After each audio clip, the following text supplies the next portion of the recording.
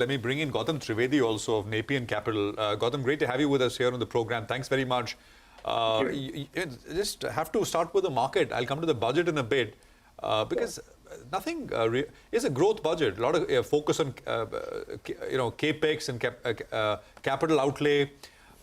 No problems there. There are, of course, these niggles in terms of tax loopholes getting plugged in. And that in the margin may hurt certain sectors like insurance, etc. But the market sold off aggressively, 80 points lower. What's worrying it? Here's the thing. I think the budget, the one event, that's the annual event at the start of the year, is out of the way. And again, it's back to basics with respect to fund flows. And I think that's something we can't basically escape. If you look at the FIs, for example, foreign institutional investors sold $18.5 billion of net selling in calendar 2022. They've continued into the month of January. So in the last 13 months, you've seen about $22 billion of net selling by foreign institutional investors. So that segment of the participant in the market obviously is not participating, in a matter of speaking. Second is the retail investor who've been coming through either directly or through mutual funds, AIFs, PMSs, etc. Now, if you look at that segment, up until now, they had really no alternative in terms of where to put their incremental money. But today, if you ask wealth advisors, and a lot of these consultants who are out there, increasingly when I meet them socially, I run into them or see them on television, I find them starting to recommend their instruments because you've seen as the RBI in step with the Fed kept raising rates, you're now looking at AAA rated bonds in India yielding anywhere from 8.5% to 9% pre-tax, but still it's a significant number. And I think if you look at today's announcement with respect to the pre-tax or the new tax regime, should I say, you will see a lot of people opting incrementally for fixed income and debt. So I think you're seeing some of that as well. So net, my concern really is that if the equity markets, from a forward-looking 6-month period, I think you will see some more correction happening in the markets. Not to mention, of course, we remain still till today the most expensive emerging market in the world. Hi, Gautam. In the last couple of conversations that we've had, you've indicated that we're in the middle of a bear market pullback. 2023 is going to be a difficult year. And you didn't rule out us visiting lower levels as well. We have seen a 1,000-point correction odd on the Nifty itself. In terms of the headline index, I mean, how much lower could we go? Maybe a worst-case scenario if you had to point that out. I still think, and I think Nilesh mentioned on your show right now, anywhere from 7 to 8%. I think we could still test about 16 or 16,500 easily. And frankly, it would be a good thing if that happens because I think the market needs to have a correction with respect to valuation, which would hopefully bring back foreigners. Sandeep Bhatia of Macquarie Group is also joining us on the show now. Sandeep, afternoon. Are you also penciling in a steep correction for the Indian markets? I'm not penciling in a steep correction, but I would welcome a steep correction because that would be a fantastic opportunity to buy. So I think essentially what Gautam has just said, that a good correction would be welcome. And I would just add to it, please buy that welcome correction. I think the budget is a better than expected budget, primarily for the fact that tax rates across all income categories for the first time this government has cut. And that's a good, in principle, signal that wealth creation and wealth creators will be rewarded in this country. It will not be socialism all the way, always, all the time. So that, I think, is the bigger, in principle message that I would be welcoming from this budget.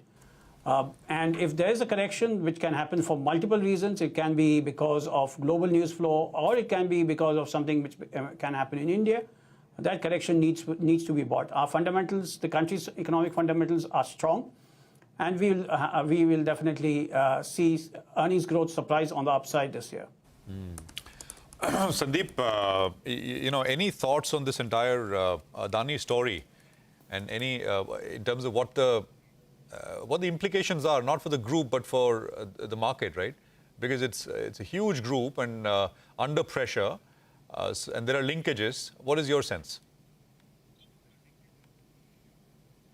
So I think on the economic front, I don't expect major negative impact. I think the immediate pressure point is behind us, and and definitely that's a good thing. I think the market clearly took a hit because of all the selling which has emanated, and that would continue for some more time. But it's nothing that will be of the order that can derail India's economic growth story.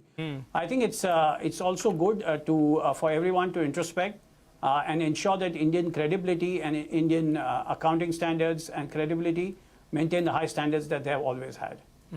By the way, just take a look at ACC and Ambuja Cements. Now, both of them have come off considerably. Remember, ACC's numbers were good. Valuation-wise, it's looking attractive. Both of them net cash companies and generating free cash flows as well. But both of them taking a knot. And both of them, as we speak, Ambuja Cements, in fact, is down close to around 15% as we speak. Well, Sandeep, the consensus trade was go ahead and buy those banking names. And you have told us in the past as well that banks will do well this year in terms of earnings. Now, given the kind of correction we have seen in the last couple of weeks, wouldn't that make it more attractive? Yes, I think every correction is a welcome correction. That's the preface of what I just said in the very beginning. And banks itself, definitely, it's very welcome. And just a couple of months ago, everyone was saying Indian banks are a growth story for the next couple of years. I don't think that has changed just because of some events which can happen and today's market movement. So I wouldn't change any of my thesis or my thought process on the back of recent price movements in the banking sector. Gautam, are you surprised by the kind of price damage that we're seeing in the Adani Group stocks? Adani Enterprises is now down 20%. Adani Ports is down 15%. These were the poster boys of India's bull run. Do you think it's with the linkages that they have, not to the economy, but to the markets, the MSCI impact, etc., this could derail the Indian equity momentum that we've been seeing? How long do you think the impact could last, and what could be the nature of impact? It's hard to tell how long this is going to last and at what point of time will these stocks reverse. We don't own any of them. We don't have any research coverage from our firm, at least, on them. There's limited research out there in the market. So I'm really not an expert on the group, unfortunately. But having said that, I think, the FPO finally made it through, and that's the important element to take away from this. Again, size-wise, it was the biggest ever. So I think that's at least a positive. And I think at some point, these will reverse. They're still building out some of the marquee properties in India, whether it's ports, airports. And I think at some point, people who do understand these companies better will appreciate the fact that they're significantly cheaper than what they used to be until recently. So that's my take on these companies. Adani Ports is now down not 15, but almost a full 20%. So this is getting a little deeper.